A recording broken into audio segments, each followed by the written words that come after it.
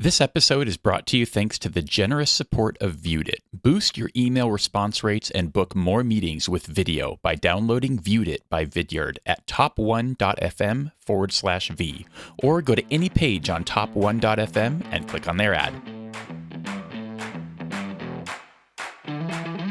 You're listening to the Sales Success Stories podcast, where we deconstruct world-class sales performers to provide insights and strategies to help you improve. To learn more, visit us at top1.fm. Here's your host, Scott Ingram. Today on the Sales Success Stories podcast, my guest is Reed Clarke, who is the top solution consulting director at LeadMD out of Scottsdale, Arizona. Welcome to the show, Reed. Hey, Scott. Thanks a lot. I'm really looking forward to this conversation for a couple of reasons. First, Reed is the first seller I've talked to in the professional services or consulting space, which is a bit different than product sales. And for me in particular, this is crazy interesting because LeadMD is basically the marketing automation doppelganger of Relationship One, where I sell. So the only difference is that LeadMD focuses almost exclusively on Marketo clients, and we focus exclusively on Eloqua and now more broadly Oracle Marketing Cloud clients. So I imagine that Reed's world looks an awful lot like mine.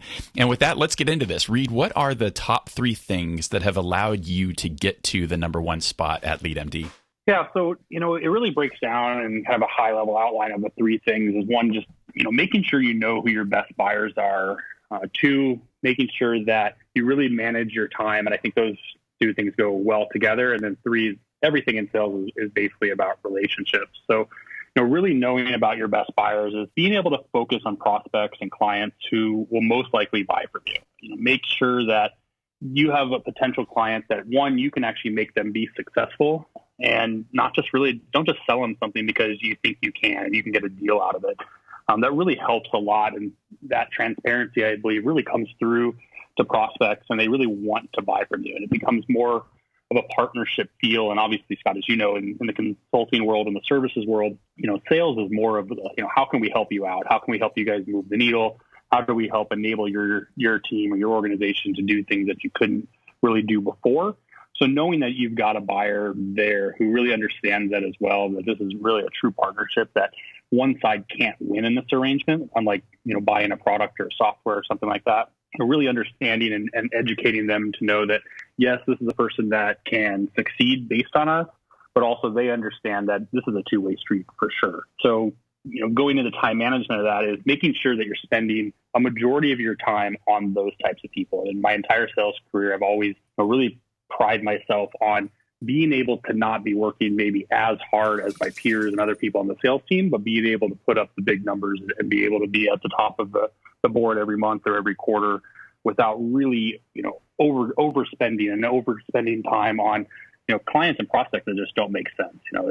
Sometimes it's better just to make sure you can hit a double as opposed to trying to hit a home run. So really focusing that time management and making sure that all that time is focused on revenue generating activity. So, you really need to be able to spend a large majority of your time. In my mind, I like that to be 80% plus of my time on revenue generating activities, try to cancel out all the other noise and say, okay, this is where it makes sense. And when you do that, you're able to go above and beyond and spend more time with your best prospects. And it really shows. And that really creates long-term relationships, which is my third point, which is make relationships that are bound by trust and really be honest, be transparent. And LeadMD has been a perfect fit for me over the last year because we're a very transparent organization. And I've always treated like that in my sales career to say, hey, this is exactly what we're doing. There's no smoke and mirrors here. I'm not going back to talk to the manager and getting you a new price. It's no, this is what we can do.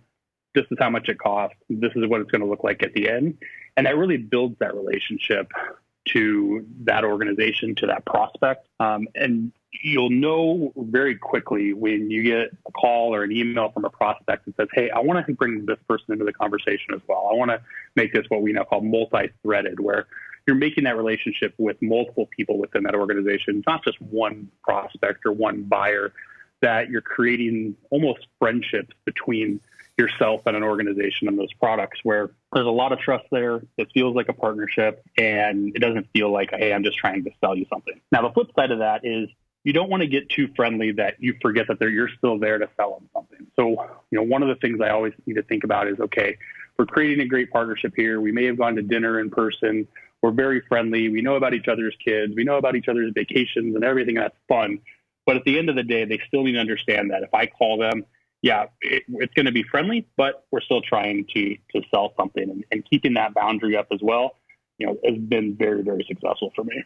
Yeah. Well, and what I heard on the front end of that was, in terms of knowing your buyers and the time management piece, really came down to qualifying. So how are you making that determination? How are you deciding this is somebody that I'm willing to invest time in? And what do you do when you determine somebody is not that fit and let them go in a way that doesn't destroy the relationship? Before we go to Reed's answer to this question about how he qualifies, let me tell you about our very qualified sponsor, and that is Viewed It by Vidyard.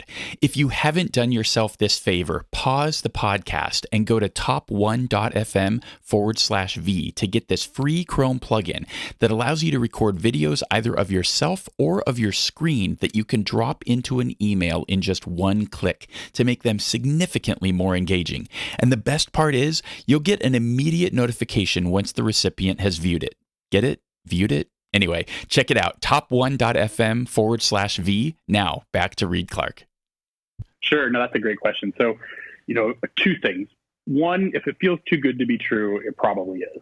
So if you're in the first or second conversation with a prospect and they're promising the world, or they can get everything done, and at first glance you're like, wow, this is great. This is going to be a large six-figure deal, and this is going to be great for my quota and great for my pocketbook and great for the company I work for. It's probably too good to be true. Maybe throw up those boundaries and qualify a little deeper. Ask some more questions that will maybe take them off guard a little bit and kind of get rid of that pie in the sky mentality. So, really over-qualifying is something that I've always done to try to reel people back in and make sure that, they really, really are saying that they can do what they do. And, lots of times it's a good opportunity to kind of step back and take things away a little bit and say, that all sounds great, but maybe we should try a phased approach. And one of the things I like to think about a lot when I'm qualifying a potential client is this somebody that I'd want to work with again as a phase 2? Is this somebody I'd want to work with again as a phase 3 or something like that? And if this looks like this could be a long-term relationship where we're all going to work together for a long period of time, not just today on one sale, but this account could expand and buy more from us in the future, then that's a good feeling, and I'm going to want to put more of my time there. Yeah. So good transition to just telling us a little bit more about your role and kind of how you got to number one, and kind of that piece. I think professional services tends to be a little bit different where, this isn't like a SaaS sale where you've got hunters and farmers, where the hunter is, I sign the first deal and then it's gone. These tend to be longer term relationships that you manage. So just give us that picture if you could. Yeah. So, the services world and the services landscape has changed a lot because of SaaS software. So I worked in services sales, before SaaS was really big. So Salesforce was around, but marketing automation was just getting started, and SaaS was really just becoming popular, and it wasn't to what it was today. So in the old days, people would buy software, understand they're going to spend just as much on hardware to make that software work, and they knew they'd spend just as much on services to make somebody, an agency or consulting firm, put that software on their hardware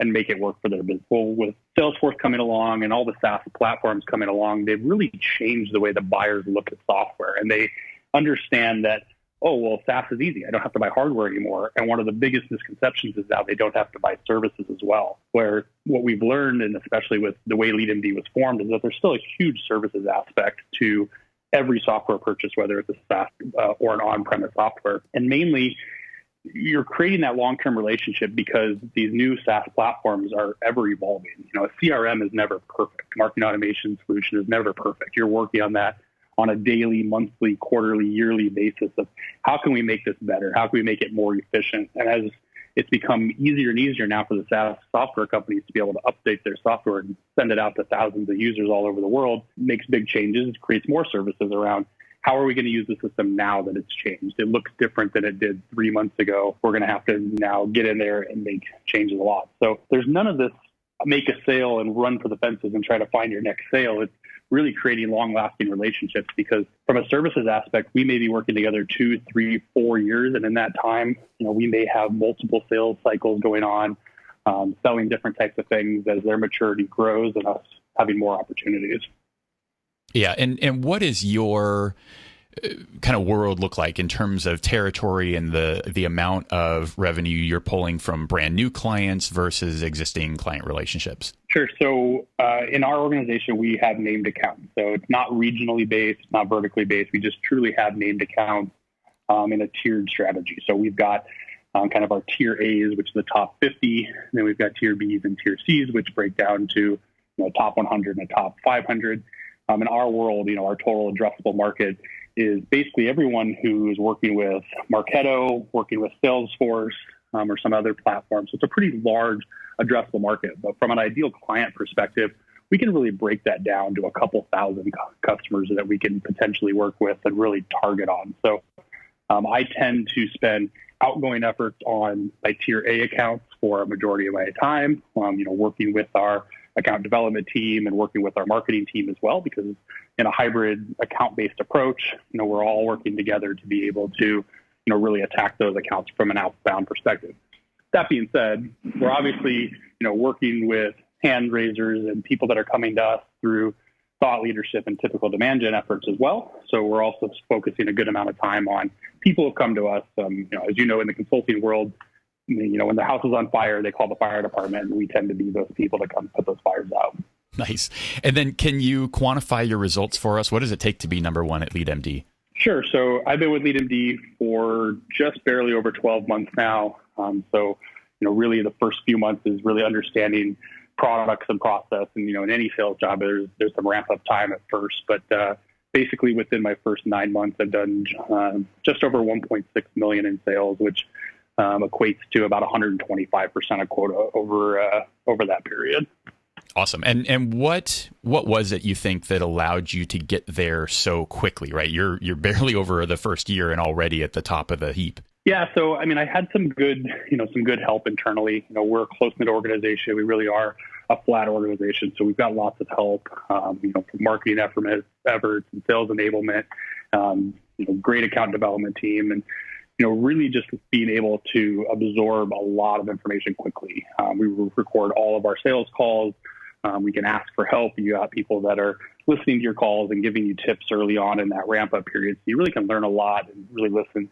We also have an open environment where we're hearing our services team actually work with clients that are current clients and in engagements now. So we're hearing all the conversations that are happening on the floor. So really, if you keep your ears open, you can learn a lot about the organization really quickly. But really, when it comes down to it, I have a lot of sales experience. I've sold services before in the past. And I really, when I came to the organization, challenged it of how can we sell to better clients and bigger deals. And one of the things that was really my goal from day one is how can I come in and be different than the other salespeople we have? How can I sell larger accounts where I can really focus on a smaller number of accounts and kind of get away from the spray and pray a little bit and focus on, we're going to do bigger engagements, more strategy, less tactical, and be able to grow those accounts over multi-phased approaches. It's just something I had done in my past life, and it really just felt like it would work here as well. So I really made that my goal from day one. Nice. And obviously that ties into some of your earlier points. Now, you mentioned that you're recording all of your calls. We'll get into some of the tools and tech here in a little bit, but I'm curious what technology you're using to do that. So we're currently using GoToMeeting to record all the calls, and then everything syncs over to Box.com, which then syncs to ExecVision. So we can use that so people can review the calls, mark them up, make notes, and things like that. Very cool.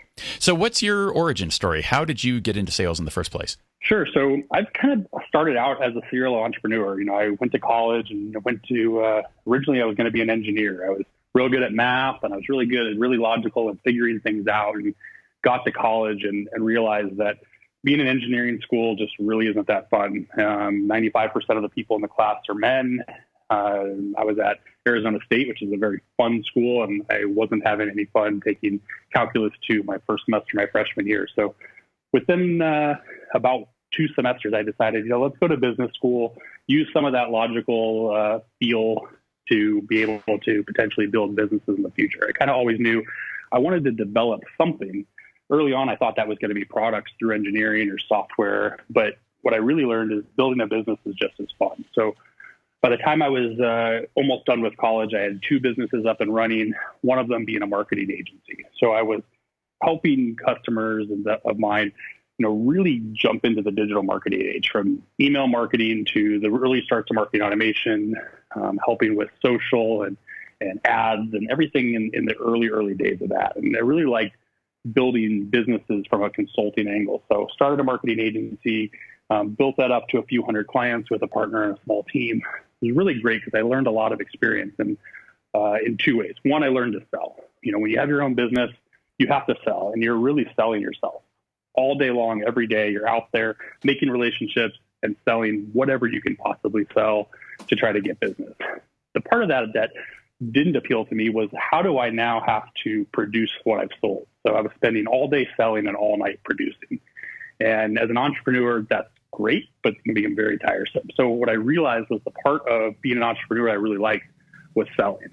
So from there, had an opportunity with one of my clients, who was an up-and-coming tech services company, who was helping bring companies to the cloud. So everybody being SaaS, they were really helping companies who didn't have enough development or dollars to be able to take their softwares from an on-premise solution into the cloud, but still needed the availability for hosting that product for their people around the world to be able to use that product. So we helped lots and lots of companies take their product, put it in the cloud, but still not lose that functionality that they had from an on-premise software. So in that, I got to sell and learn about lots and lots and lots of businesses. So lots of services from the IT world, learning about software, which then led me into the SaaS software world for a little bit, actually selling SaaS software as that grew.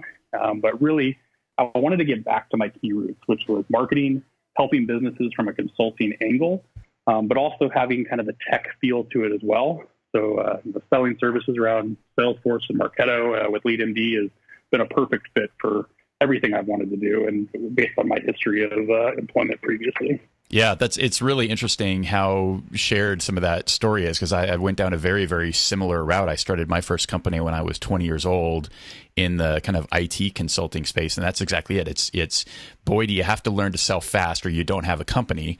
And number two, it's so much better to just be able to focus. I love that I don't have to worry about any of the delivery. I've got a great team that does all of that work and gets to worry about how best to manage that so that I can keep doing the things that I'm best at. So very, very interesting stuff. Is there anything that you would have done differently if you had that to do over again? Maybe not do differently, but if I could, take the knowledge I have now and go back in time, the main thing I would have done was just be fearless. You learn in sales after you've been in long enough that you're going to get told no a lot, and you're going to get knocked down a lot. And that really affected me early in my career, especially when I owned my own agency and was really working for every dollar for my own business. I didn't understand why people didn't want to work with me. And now, after years and years of selling and all kinds of different enterprise sales, I understand that there's a lot of moving pieces in a sale. There's lots of people who have their hands in it, people you haven't talked to. There's personal things going on with each and every person. There's things going on in the business with every person. Their reputation may be at stake based off a decision. And, being able to go back and tell myself, hey, it's probably not you. Your product's great. Your delivery was great. Your process was great. They probably need you or your solution. It just isn't the right time, or there's some other factor going on that's making it not work. Being able to go back and tell myself that now, I probably would have worked twice as hard and tried to sell twice as many people without that fear of rejection. Yeah, well, and obviously without having that context, it's hard to take that not personally when it's your company, right? Totally. Yeah. So what's your favorite sales story? Whether that's a big deal that you won or a hard deal that you won. What do you got for us? So one of the biggest sales I ever made was in an RFP. And, I personally don't like RFPs. RFPs are very, very hard to win. Anybody who's been in sales, you say the words RFP and, they immediately go, oh, no, not one of those. You have a low chance of winning. It's a ton of work. You never get as much information as you want. But I actually did win a pretty large RFP with a real large company. And it was a 7-figure deal, multi-million-dollar deal. And what I learned that sometimes in sales, it's okay to cheat to win. and I don't mean be deceitful, I don't mean lying, but in this specific case, I was working, like I mentioned, in IT services, and a company was looking for a software that needed to be in the cloud. And there had 12 candidates of different companies between SaaS and non-SaaS companies that they wanted to. And so myself, as a cloud hosting services provider, knew that if I could attach myself to as many of the non-SaaS people in that RFP, that would give me the best chance of winning. So what I actually did was went out, aligned myself with 4 of the 12 companies in that RFP. So now RFP doesn't look as bad when you know, okay, well, there's a 25% chance that one of my companies are going to get picked, as opposed to, just 1 or 2% is what it generally feels like when you're getting into an RFP. So align myself with as many companies as I could. If you've been through the RFP process, you start with 16 companies, you go down to 12, you go down to 10, you go down to 8, you go down to 5, you go down to 3. And by the end of it, I think we were down to 4 or 5 companies, and I still had 2 horses in that race. So, being one jockey and having 2 horses felt pretty good in that race, and ended up winning the business with one of those companies, creating a long-term agreement with the largest sale of my career. And I can actually say I've won an RFP, which, talking with lots of other salespeople, that's still kind of that unicorn they're out there chasing. So maybe not the most fun, but at least I took something that's generally painful and hard to deal with, and created some strategy around it to try to get it more into my sales process, which is very, very hard in an RFP process versus kind of a one-on-one sale. So that one always sticks out, probably because it was the biggest sale of my career.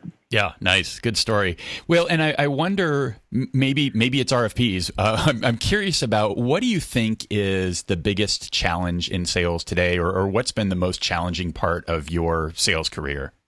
So early on, I realized I needed a system in sales. You really have to have something that works that you do. And, if you've ever been on a sales floor, whoever is doing the best, they just closed the biggest deal, or they've closed a bunch of deals this month, they got the hot hand. Everyone flocks and changes their strategy to whatever that guy's doing. What was your presentation deck? What was your final close plan? What was the thing you did that really got him over the hump? And, really, that's kind of like shiny object syndrome to me. Like, you see something shiny, and I'm going to go run to it, and I'm going to go try to do that. And, really sticking to a plan and knowing that, hey, this is a solid plan. I know this is going to work for the long term. Let's stick with this and make small adjustments, not, total overhauls to that plan. So, really creating a structure that works, and be transparent with your buyer. Let them know, this is the way that I'm going to sell to you. This is the way that this is going to go. My most successful clients do it this way. And really walking them through from, the first or second call, like, this is my process. This is the way that we do things. If you'd like to be successful, you should follow along with me, because I've done this a whole bunch of times, and we know that this is going to make you look like a champion to your executives. You're going to really move the needle within your organization. And there's going to be true ROI for the business. And if you can create that structure and stick with it, I think it really pans out, and any good salesperson can stick with that and really get to the top very fast. And what is that structure for you? What is your process? For me, it's lots and lots of qualification at the beginning, like we spoke about. Really understanding before I've ever talked to a person of, is this a good buyer for me? You see the spam emails go out. We've worked with hundreds of companies just like you, and that's really an empty promise when it comes down to it, because you haven't had any conversation with anybody yet. So being personal, finding out about people, and treating that first conversation as, hey, I want to get to know you. I hope you want to get to know me. Let's go through this and do some light discovery to see if it makes sense for us to continue talking. And if at any point you're not seeing value out of this conversation, let me know and we can go on our way. Being very honest from the beginning, and people appreciate that, because you've taken time out of their day. Everyone's very busy. Calendars are always tight and tough for everyone these days. Being honest and saying, hey, I want you to get value out of this. Let's get to know each other and see if we want to work together, because that's most important. If any time you don't, totally understand. Let's go on our separate ways. And that type of honesty generally opens up. So, that may be a quick intro call of 10 to 15 minutes. Lots of times that turns into a full discovery process where we may talk for an hour plus. If you can build that trust where they want to continue the conversation, maybe they're going to skip their next meeting or go over a little bit to be late for their next meeting because of your meeting. That's a pretty good sign that they're engaged and continue. The next big piece of my process is making your prospect do something. Make them show that they actually want to be engaged in this. So I like to give homework. These are the types of things that I want you to do by the next call. Provide me a list of the 3 most important things you got out of the conversation, and really give them a deadline to that of, hey, I need to have this back before our next conversation, or does it make sense? And then most importantly in your entire sales process is stick with it. If you say you're not going to do something unless something else is done, don't do it. It's fine. Don't be afraid of them saying, hey, we're not going to do business now because you canceled a meeting. If that happens, maybe they weren't the best prospect for you in the first place. And even worse, wouldn't have been a good client for your company overall. It would have cost the company money overall. So getting people bought into your process is very important. So give them some homework, make sure they do it, stick with it. And then keep to your commitments as well. So if you say you're going to do something by a certain time, make sure you do it. Make sure that trust is going both ways. So again, overqualifying, give them some homework, and then see if they want to bring in other people into the conversation. The more people you can get from an organization, what we've learned in these enterprise sales cycles is that no one person ever buys anymore. And based on the size of the company or the type of company, your buying committee could be 3 people, it could be 5 people, it could be 7 people, and really understanding from day one, hey, to get this deal done, I know I'm going to need to talk to this manager, this director, this vice president, this C-level executive. More than likely, they're all going to have to be in there. And you can't be afraid to say, hey, does this person need to be involved too? You're going to show that you have knowledge of their organization. You're going to show that you're really understanding everything that's going on with that organization and being able to show, hey, I've really done my research. You're not like anybody else. I'm not like anybody else. We really were meant to work together. And showing, hey, this person probably needs to be involved and not being scared to ask that question and potentially not moving on without that right person. And it's just all about getting over that fear of, getting through the process, asking the right questions, asking the difficult questions, having some of those awkward pauses, and, doing that at every step of the way. So it's a very challenger level sale for me where I'm going to be expected to do a lot and a lot of work, but I know it's going to be worth it in the end. I want my prospects, I want my partners and my clients to feel the same way, that we really work together on everything. Yeah. Well, you mentioned Challenger as an ingredient there. I mean, what else informs your sales philosophy? So again, kind of that upfront process, that contract, that verbal bond between myself and the prospect that, hey, this is what we're going to do. And if at any time it gets off the rails, we need to be accountable to each other to get it back on the rails. And you'll know, the first time it's really working when a prospect says, hey, I'm supposed to have this to you by this day, right? Or we're supposed to have this done by this time. And they're strategizing with you on how to make that happen, whether that's, a meeting with their boss or a signature or a legal review, and really just holding people to that, really having that contract. And at every meeting, starting it with, okay, here's what we talked about last time. What has changed, if anything? Is there any questions, anything that we need to clarify from before we can move forward? Making sure that everything is out on the table. Knowing this is the value that we're going to have out of this next hour together. We're going to try to accomplish this, and then a clear set of expectations for the next meeting or the next call or the signature or whatever that might be. Just always having that out there. So, a lot of people talk about a close plan or a success plan or a road to success. That generally comes out too late in most sales processes. Really my philosophy and LeadMD's philosophy is let's put that out there from day one. Really let people know, here's the roadmap to doing business with us. Is that something that you can commit to? And really getting commitments in every way, every single meeting you take, getting a commitment to the next meeting, or do we need to just kind of jump ship and go our own ways? Yeah, so you're basically not just qualifying up front in the discovery process, but you're qualifying at each step, and you're almost qualifying based on commitment. Like, are you still going to play the game? Are we going to do this, or do we need to walk away? Yeah, absolutely. Yeah. So, Reed, talk about your routines and habits and things like that. Do you have? Well, let me ask this first: Are you more of a morning person, or are you a night owl? So I'd say by birth, I was a night owl, but I'm also a morning person now. Don't necessarily like getting out of bed, but I know I'm productive once I do. So I get moving. I'm definitely not your typical salesperson or, the blog post that says these successful people do these 7 things every day. That just doesn't appeal to me. I'm not going to eat the same breakfast every day. I'm not going to have the same routine every day. It's just, it doesn't work for me. So if I felt that I had to do the exact same thing every day and have that kind of Groundhog Day life, I'm going to get bored, and bored doesn't lead to success for me. So I may be the opposite of most people. I'm up at 5 and, I have my coffee, and then I do the crossword puzzle, and then I make 5 sales calls, and then I do this. Totally not me at all. So, really my goal is just to know what are the most important things I need to get done each day. What are the things that I can spend my time on that are potential revenue generating activities for what's right in front of me, but also focusing on doing things that are potential future business. And in my mind, when I say that, I think relationship. Maybe it's not revenue today. Maybe it's not a sale today. Maybe it's not a sale ever. But what I've learned is a simple coffee with someone, or a lunch, or a conversation just to say, hey, what's up? Let's catch up, or let's get to know each other, can lead to lots of good things in the future. And you really just staying in front of lots of people in your industry or similar industries, and networking, and just making sure that every day has some sort of relationship building involved with it.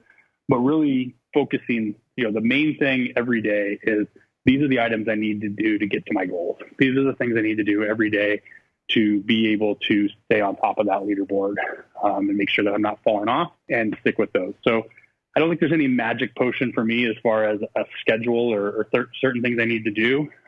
It's just making sure I'm sticking with, my mental plan of, these are the things I got to do to be successful.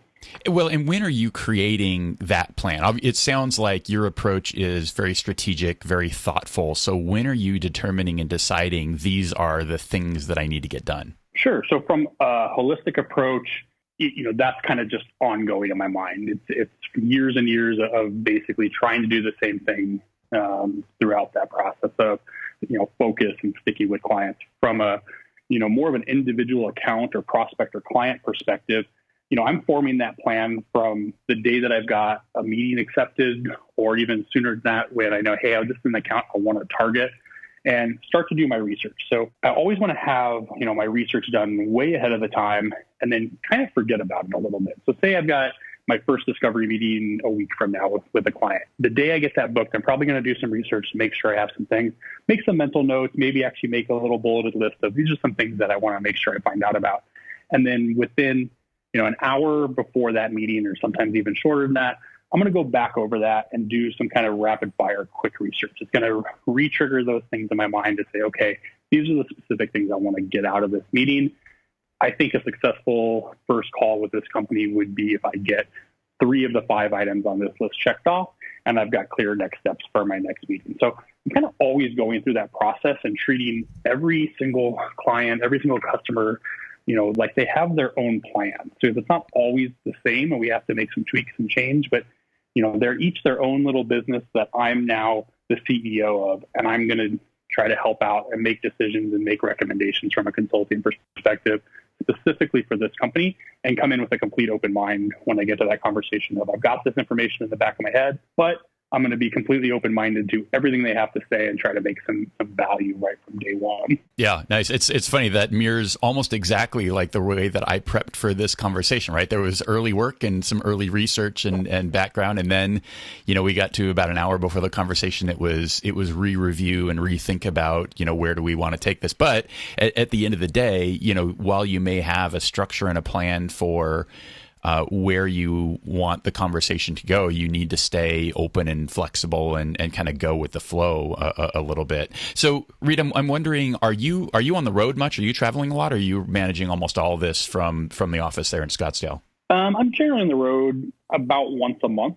So, making trips up to the San Francisco Bay Area most of the time, and then some occasional trips back east.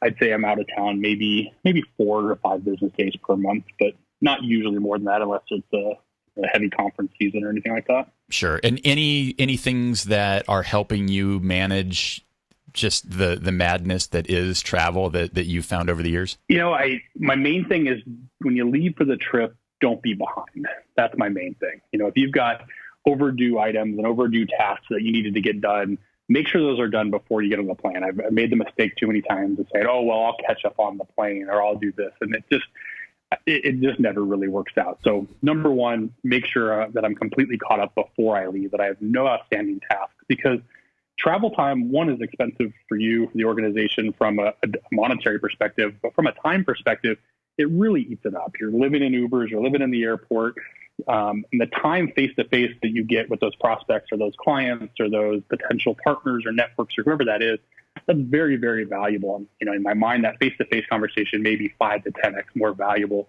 than a phone call or an email. So, really having a clear mind and focusing on exactly what's in front of me is good. Also, making sure that there's clear next steps from face-to-face meetings, because what happens is you have a much more, conversational effect when you're face-to-face, and there's a lot less focus on these are what we're doing, these are the next steps. So really trying to create really actionable items out of face-to-face meetings is really good as well. Obviously I try to spend a little bit of time each day staying on top of, what I need to from a day-to-day basis. But, as travel is going to take up, a lot of your time. Just trying to stay on top of it as much as I can. People understand that you're going to get a little bit behind on some things, but when it really comes down to it is what are the number one items you need to focus on for today that have to get done, but not losing sight still of that other 20% that I talked about, which is, networking for the future. And, you can accomplish a lot of that in the face-to-face, but you can't also let that go and, be letting down those obligations that you've made from the past. So there's definitely a balance, as anyone who has to travel for business knows. Yeah. Well, and when you speak about the actionable piece in those meetings, is that something that you're trying to just make sure that you're intentional about in bringing into the conversation? Or is it something that you're focusing on and maybe working on quickly documenting and following up after the fact to establish those? How do you think about that? I want to create something actionable right then and there. When you're face-to-face, everything sounds great. If you've ever worked at a conference booth or everything is rainbows and unicorns at a conference booth, right? I talked to 40 people and 35 of them are going to be opportunities. Everyone's so excited. Well, what you're forgetting a lot of times is that person was just excited with everyone else they talked to at that conference, and nobody can really manage that. So, keeping it simple, having a solid message and saying, hey, this is what we're going to do next. And, in a conference setting, it's, let's get a meeting later today, or let's get a meeting tomorrow while we're both in time so we can really maximize our value. And if that doesn't work, let's still set something on the calendar. So it's not this, yeah, that's great, we'll talk in the future, and nothing's really actionable. Let's really try to make everything actionable and treat it just like any other sales process.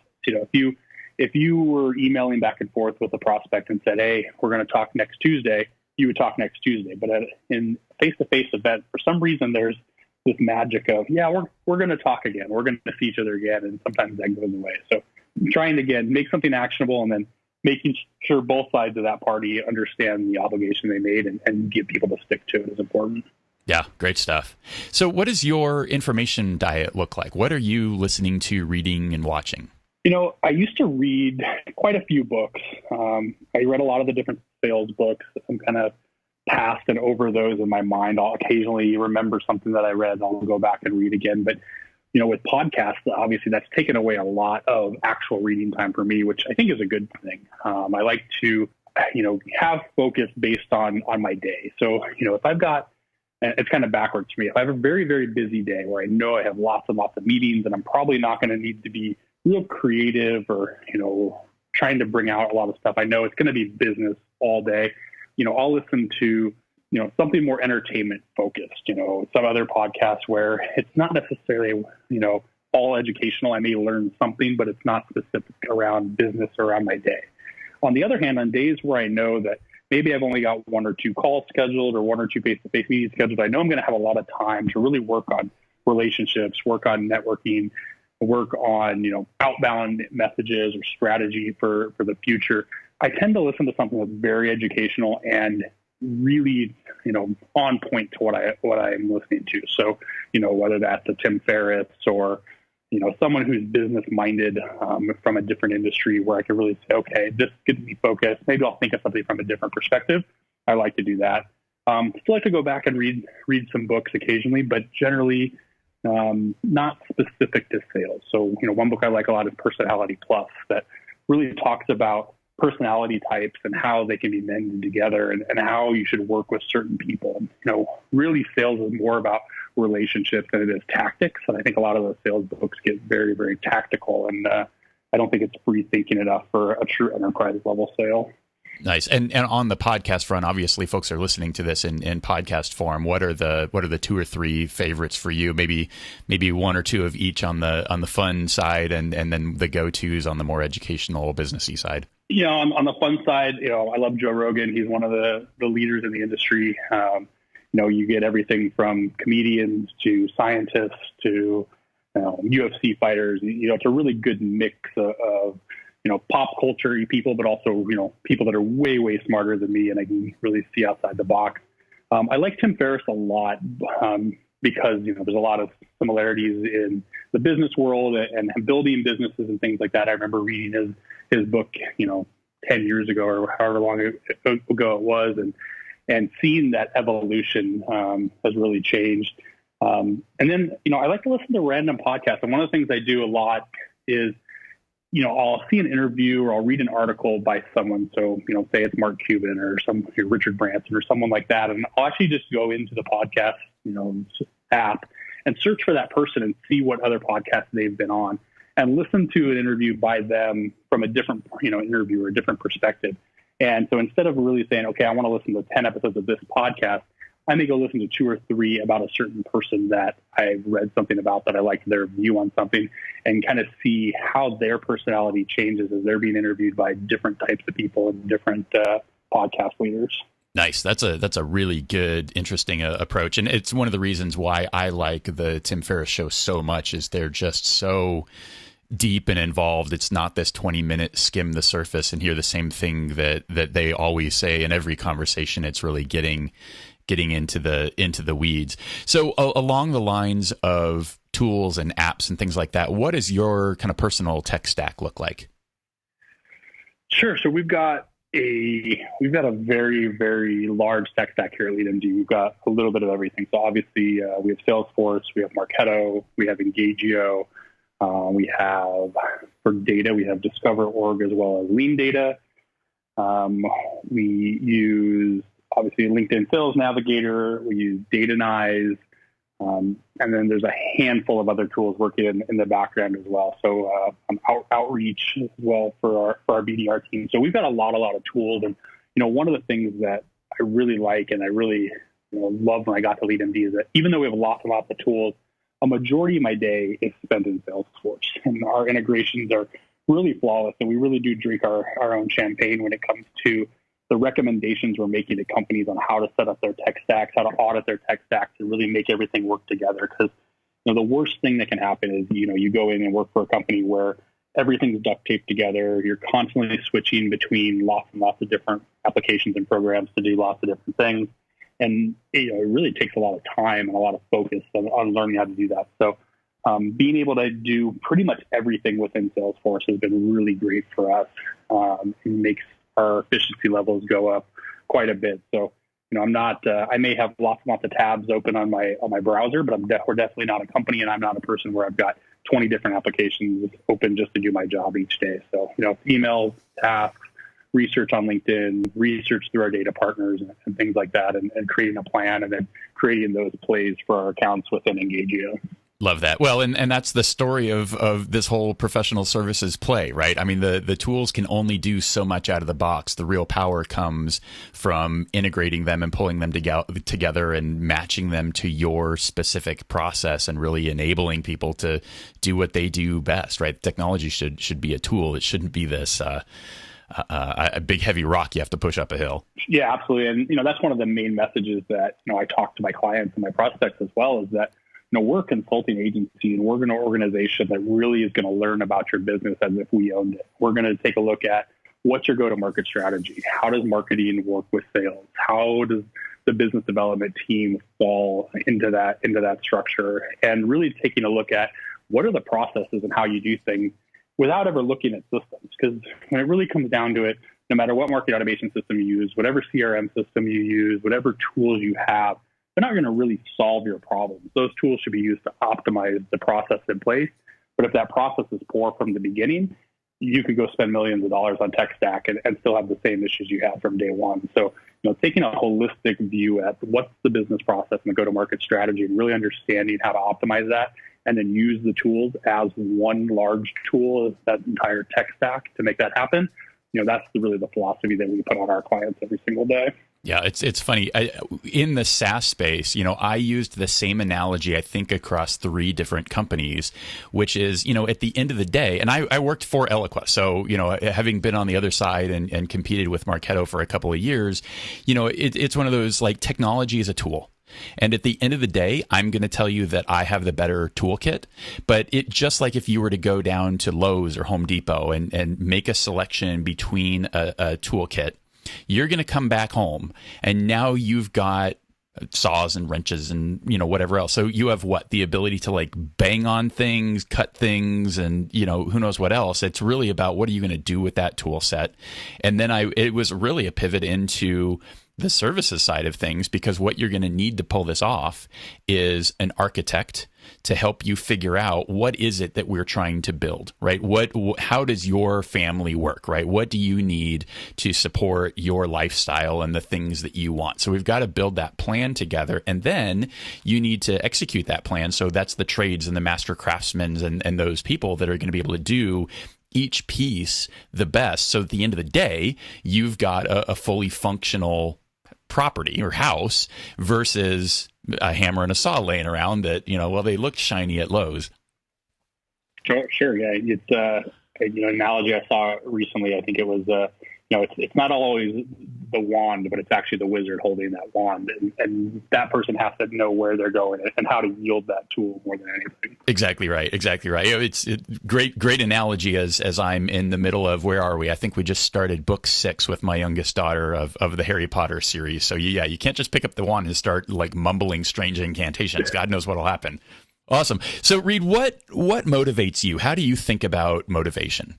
In sales, there's 2 things that motivate people. And I've been an athlete my whole life, and being at the top, being, the leader in whether that's, a gold medal or winning the championship or whatever that is, that's always been my thing, is just what is success, and thinking about how do you define what success really means to you. And, that's the first thing. It's just having that spirit of saying, I'm going to put out a plan to do something, make it happen, and say, okay, I'm going to become number 1 by doing that. That's always on my mind. But being in sales, let's be real, number 2 is always money as well. So being motivated properly and making sure that, you really are worth the effort that you put in. And sales is one of the only true equalizers, I believe, in the business world of you get exactly what you put into it. There's no easy sale. I don't think I've ever had something dropped in my lap and said, oh, here you go, here's a sale. You really have to put work into it. So the motivation and that success factor is,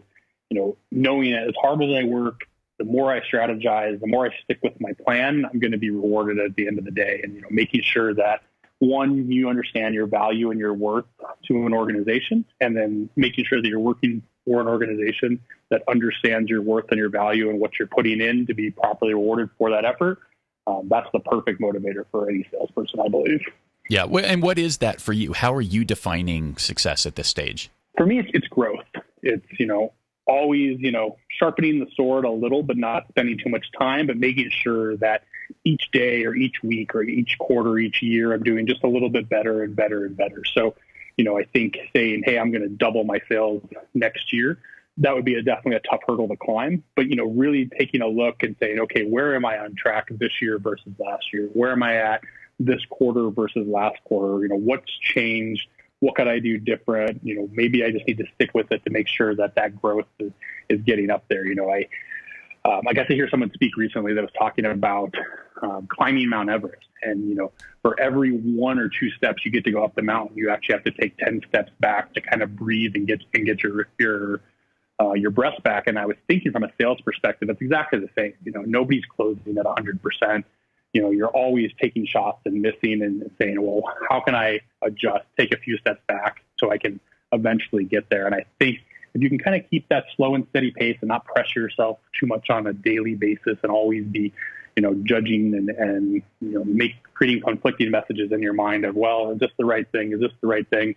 That could get you in a lot of trouble. So just sticking with the plan, believing in that plan, and making sure that growth and that you're getting those 2 steps up the mountain every single time, I think that's really huge. And, just being able to judge that and say, yep, I'm progressing both in my career as far as, my personal growth. Every day I feel like I'm doing bigger and better things.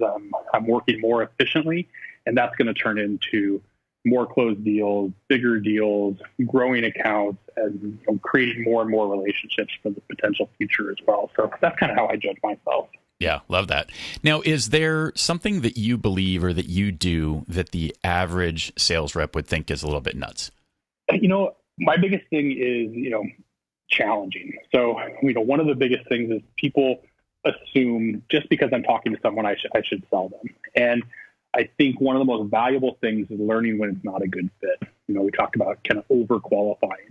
And the last thing you want to do is work with people that, either aren't pleasant or you don't really want to work with or aren't going to be true partners for a long-term future. So, telling people no and saying, I don't think we're going to be a good fit to work together. And these are the reasons why. It's nothing about you. It's just, these are the reasons why I don't think we should work together. Really challenging that. Some people would say, what are you doing? You had that fish on the hook. Why would you throw it back? And that's the problem. Just because you've got that fish on the hook doesn't mean it's going to be a good tasting fish. And again, heavy qualification, knowing your buyers, making sure that you're not wasting too much time, that you're using your time properly for the right buyers, is going to yield way more in the long run than, a bunch of small fish that didn't end up turning out being very well at first. So really challenging, not being afraid to say no, and not being afraid to be told no as well kind of goes right along with that as well.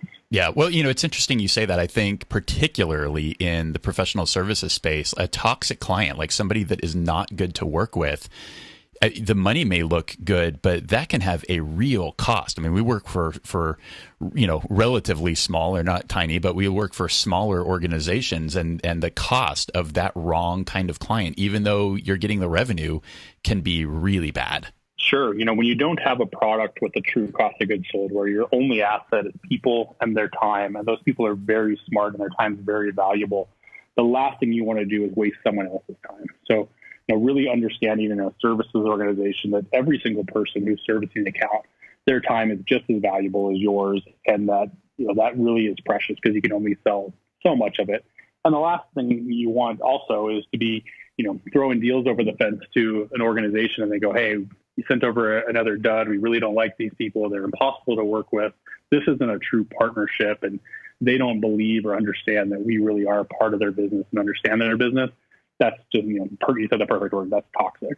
Yeah, exactly. Now, what about the flip side? Is there something that the average seller believes, or just about the standard sales dogma these days that you think is BS? The whole used car salesman thing, it really just turns me the wrong way. When people think of sales as this negative connotation of things, I don't understand it completely because I love being sold. My favorite thing is going into a store and, getting pitched and being sold. And, I'll ask immediately, are you guys commissioned? Because if you are, I love it even more because I know you're going to work hard for my business. If a kid comes to my door to sell chocolates, I may or may not buy depending on how good he is, but I'll definitely help him out and tell him some tips on how to sell my neighbor. So I really love sales, but I love how the strategy behind it and the process, because I truly believe that a professional salesperson should not stay in that same category as a used car salesman and that negative connotation. So that pretty much pisses me off when I start to hear that. And the greatest thing about working in the tech industry, but also the sales and marketing industry, is that everyone understands how vital sales is. So, we don't have to deal with that too much in this world because we're working with sales teams, we're working with marketing teams. They understand how sales works, and we're doing the same things that, they wish that their organization was doing. So I love being in this space because that connotation goes away for the most part because it's very consultative. They understand what we're there to do. But at the same time, we're not trying to put the wool over anybody's eyes or sell them something and take it away from them or anything like that. There's really no bait and switch in this. The proof's in the pudding when it comes to services and consulting. Yeah. Great stuff. And obviously, I mean, this whole thing about, not being proud of this profession and your role. It's funny. I see a lot of people hide. I think in a lot of ways, this sort of showed up a number of years ago Well, and it's even maybe happened to us to some extent as a byproduct where my title isn't really sales and neither is yours, right? Like, why are we afraid of that? And we try and hide it. Like, there's nothing to hide behind here, right? That, like, this is a valuable thing that we do. Yeah. And, in the consulting world, it may be a little bit different because, our sales process is highly consultative. We're providing a ton of value up front, everything from auditing our prospects and benchmarking them against our 3,000, previous customers and providing them with documentation of what their business looks like way before they've ever committed to pay anything for us. And so I think in our world, as a solution consulting director, which is my role, yeah, that kind of is a fancy title for sales, but we are providing a lot of value above and beyond what a typical salesperson may do in a software sale. In a software sale, you've got an SDR, a BDR who's setting a meeting, and then you've got a guy who doesn't want to show you a demo. They're just going to, tease you and kind of lightly qualify. And then eventually we're going to let you talk to an account executive who's going to show you that demo. So all of that doesn't work in services. We are showing value from day one. We're bringing in and having high-level business conversations to really understand the business to make sure that we're a good fit, because a software can be ripped out and replaced by another software the next year, no problem. But if we make business decisions for your business and for our clients that fail, that could be a huge revenue drop for the company that has much, much bigger consequences than just, we paid $50,000 for a software. Next year, we're going to pay $50,000 for a different software. It's much, much, a higher level and a higher threat level for them. So if we're not coming and showing value from day one, it's really tough. Yeah, well said. So, Reed, are there decisions you've made or lessons you had to learn to really get where you are today? Yeah, one of the biggest things that I've learned is that, the person who is out there selling might not be your normal person every day. I'm on the spectrum of introverted versus extroverted. I'm definitely on the introverted side, and I truly believe that the best enterprise salespeople are more on that introverted side, because you can't have that ultra extroverted person who's super excited to sell you in a 7-month sales cycle. You're just not that excited about everything for 7 months. I think, being patient and being more strategic and being more introverted actually lends itself much, much better to creating those relationships in an enterprise sale. Now, that being said, there's certain things that I've learned along the way of that is, you can't let your ego take a beat. And going back to what I said about you're not your true self when you're selling, because sometimes you have to be more on that extroverted side. You have to create that energy if it's not there. And, another piece I like to think about is, putting on your sales armor. So, wake up every day and put on that uniform of sales. And at the end of the day, if you got told no 10 out of 10 times, take off the sales armor and go be your normal self again. And that, you're not being told no because of you. You're being told because the persona of you, who's the salesperson, didn't work out that day. And, really being able to shrug off that and say, well, hey, it didn't work out today. Let's throw the armor back on tomorrow and see if it'll work better tomorrow. So, once I learned that, it really helped with the rejection portion of sales, which I think a lot of up-and-coming salespeople end up quitting sales much, much too soon because of the rejection piece of it. Nobody bats 1,000. You got to think of, the baseball. If you hit 300 for a career, you're in the Hall of Fame. So 3 out of 10 is not bad, and sales has kind of the same thing. Yeah, absolutely. So I don't know if this is a continuation or you've got a new line of thinking for us, but what advice would you give to someone just starting out in a sales career today? So I always think of sales as something you're always doing. So even if you've never had a sales role before, maybe you only worked in customer success or customer support, you still had to interview. You still had to sell yourself. So go back and think about the things that you did to get that job or to get into school or whatever it might be where you had to go out and sell yourself. You're always selling. Every decision you make, you're selling to yourself on if that's a good or bad decision. As a child, trying to get your parents to do things, you were selling yourself on the idea. You're always selling. So anyone who says, well, I've never been in sales, I'm not cut out for it. You are made out for it. Everyone's made out for sales if you really want to do it and understand that everything I've always done is sales. I've always been in sales. But now, how do I use that knowledge that I've used in the past to actually go out and sell a product or a service or whatever that might be. And then from there, be all in and be proud. Like you said, don't be hiding behind the sales title. Go and say, hey, I'm a salesperson, and that's a good thing. And that's what, makes business happen. And, just go all in. Yeah.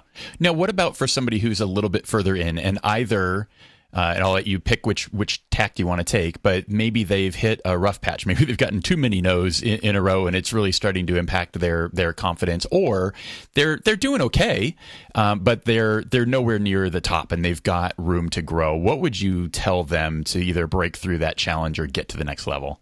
Yeah, so I've seen this before. So, I was a VP of sales previously and ran a sales department and understood. I'd see guys go on a streak, and then I'd see the absolute extreme of that, where now they've failed months in a row. And the main thing that I've always coached on is just go back to the basics. Take a look at what you've done. Have some people listen to your calls. Have some people tag along with you and give you some honest feedback, and be open to making changes. So one of the things I see a lot is people get in their own way. And one of the biggest problems I've always seen in sales with people is as they get longer and longer in an organization, they continue learning more about the organization. They know more and more about the software than they could possibly ever know, or whatever their product might be that they're selling. And they get in their own way. They want to spill the beans and show everyone, I know everything. I'm going to present to you everything. And when you're presenting, you're not asking questions. You're not getting the pain. You're not overcoming objections. You're just showing your knowledge. And that seems to be one of the biggest problems I see with people who start out real good and then start to dip down and have a problem with getting back there. So get back to the basics. Keep it super, super simple. Try not to know everything about the product you're selling. Don't worry about features and benefits, but think about the emotions of how is that going to help your prospect? What does my product do or my service do to help them get to their goals or make their day easier or alleviate the pain that they're feeling, and really getting back to that? Just stay out of your own way. That's generally the biggest issue I see with people who made it to the top and then fell off a little bit. Yeah. Now, you mentioned, we talked a lot about relationships up at the top. How do you think about, is there a qualifying process? Forget it. I'm just going to leave this open-ended, right? How do you think about relationships and really maximize those opportunities? So for the overqualification I do with prospects, I do the exact opposite for relationship building. You have to understand that there's not a dollar figure on everyone you meet, and that you never know what might lead to what. And I remember when I had my own agency, one of the smallest deals I ever closed ended up being one of the most valuable I ever closed. I think my monthly recurring revenue was under $100 for this potential client. So literally my smallest client ever. And they referred me to my 10 largest accounts within 2 years. And that really opened my eyes to everyone has value in different ways, whether that's, hey, this is a guy I want to go have a beer with, or this guy might be a great referral source for me, or this person might be a great client someday. And really looking at everybody as not, a dollar sign, because it's really hard sometimes in sales. You're always looking at that number. How do I get to my quota? How do I get there? How do I get there? How do I get there? Well, take that away, take the dollar sign off of everyone's head, and just make solid relationships. You never know who you're going to meet, who they may know, who they may introduce you to, or maybe you just create, a lifelong friend that doesn't create any business at all. All those things are fine. And, if you keep an open mind and know that, hey, occasionally, and again, like I said, I like to keep 20% of that open to, this is my relationship building, this is my networking, this is somebody that I just want to talk to, on an ongoing basis, even if it's just grabbing coffee every few months. Keep those relationships alive, but also know that it's a lot of work. You have to continue those relationships to really keep them going. You have to make an effort. And I noticed that most people don't do that. So you need to decide that, hey, I'm going to be the person that keeps that relationship going and not have any regrets about it. Just saying, hey, haven't talked in a while. Let's chat a little bit more. May not lead to business, but hey, I'd like to just talk and see what it's going and keep those going. So that's kind of my view on how relationships should be looked at from a high level, and then kind of how to keep them going. Yeah. And is there a particular tool or way that you are managing that? Or is it similar to just the way that you're making decisions about, here's the key things I need to do, that it's just kind of an always top of mind thing? And as people come up and opportunities come up, you're attacking it that way?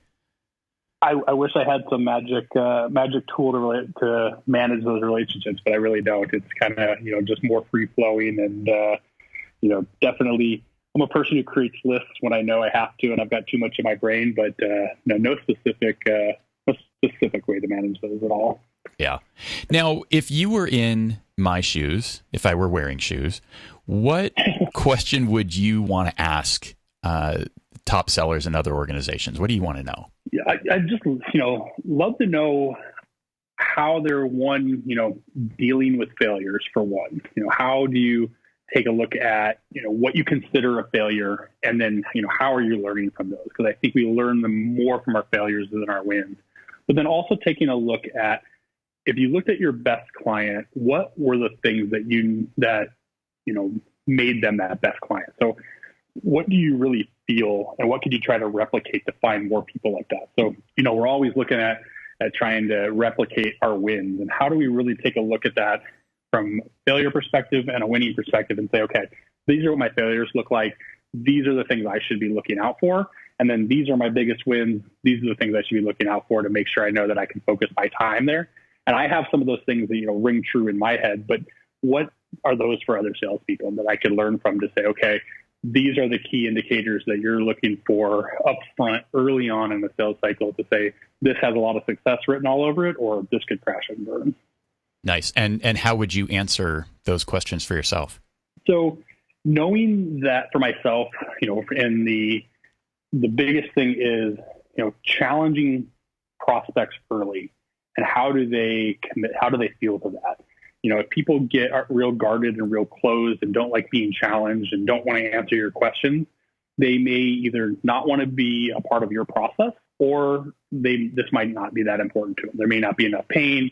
They already feel like your solution might not do enough for them, so they're real guarded from the front. That's a huge indicator for me of like, well, they don't really want to work hard to get over my challenges. On the flip side of that, we ask some real challenging questions early on and, really get down to business early, and they're excited to go through that. They make comments like, hey, no one's ever really talked to us like that.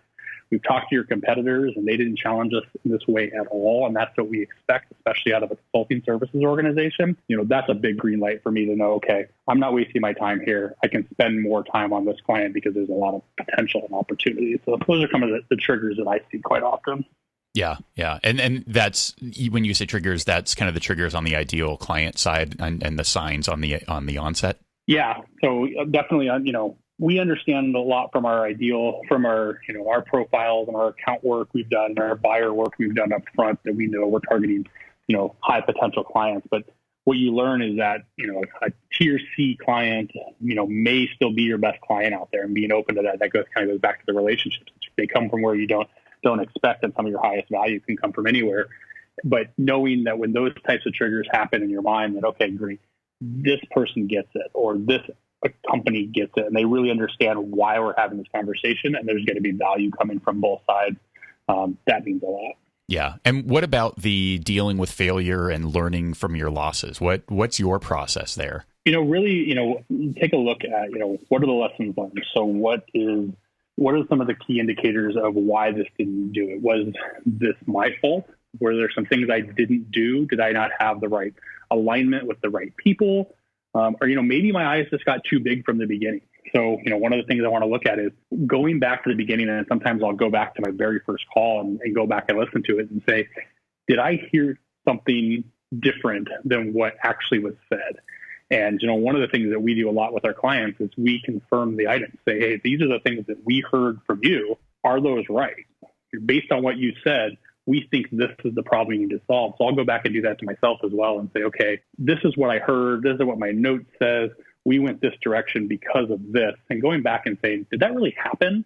Or did I get happy ears and say, that's what I wanted to hear, that I created something that's not there? That's one of the biggest things that I like to go back and do on the failures and say, okay, maybe I need to qualify better in the future here. Or maybe I need to slow down and take a step back and make sure and ask the right question of, is this what I actually heard? Or am I acting on something that I want to hear? Yeah. Now, when it comes to professional services, why have you chosen to sell that versus a product type solution? I feel that services really can make a difference. At the end of the day, I really want to help my clients move the needle. I want them to be successful. The last thing I want to do is spend a lot of time making a great relationship, making a true partnership between our companies, and then it's failing. And I think software comes up short there quite a bit because there's lots of promises in the world. There's lots of softwares that demo great. They show you the ideal scenario, everything their product can potentially do, and then it falls short. And there's not a lot of transparency there. With services, I believe that there's lots of transparency. Truly honest stuff. We have this team of people who's going to spend this many hours to create this outcome for your organization. And at the end of it, if we haven't done that, it's a failure. And if we have done it, it's a success. It's very black and white. And again, it's going back to whatever we put into it is what we're going to get out of it. And I love services for that because it's very transparent from the beginning. This is exactly what we're planning on doing. There may be some forks in the road where we learn new things as we get in there, and we'll account for those when we get there.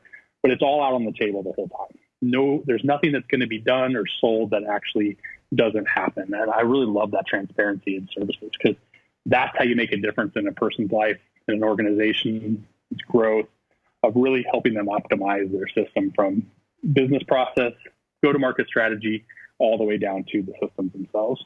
Yeah. No, it's interesting. And even if you look at it from a contractual perspective, right, you're contracting based on deliverables and outcomes versus, you're going to have a login and we promise that the software will work the whole time the contract is up.